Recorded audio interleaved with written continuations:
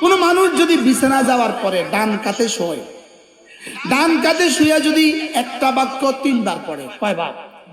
আল্লাহর নবী বলেন আল্লাহ তাআলা তার গুনাহগুলোকে মাফ করে দিবে। যদি পৃথিবীর শুরু দিন থেকে আজ পর্যন্ত বৃষ্টির যত ফোঁটা ছিল তত ফোঁটার সংখ্যা বরাবর, পৃথিবীতে যত গাছ আছে তত গাছের পাতা বরাবর। কি শুনলেন? এরপরে রাসূল বলেন পৃথিবীতে যত ধূলিকণা আছে তত ধূলিকণা বরাবর। এবার এত গুনাহ কার কার আছে?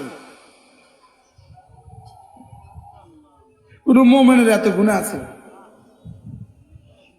তাহলে এই বাক্যটা যদি আপনি পড়েন ডান কাতে শুয়ে, বলবো বাক্যটা বলবো, আস্তাগফিরুল্লাহাল্লাযী লা ইলাহা ইল্লা হুয়াল হাইয়ুল কাইয়্যুম ওয়া আতুবু ইলাইহি লা হাওলা ওয়ালা কুওয়াতা ইল্লা বিল্লাহ। আজ থেকে পড়বো তো? বলেন ইনশাআল্লাহ।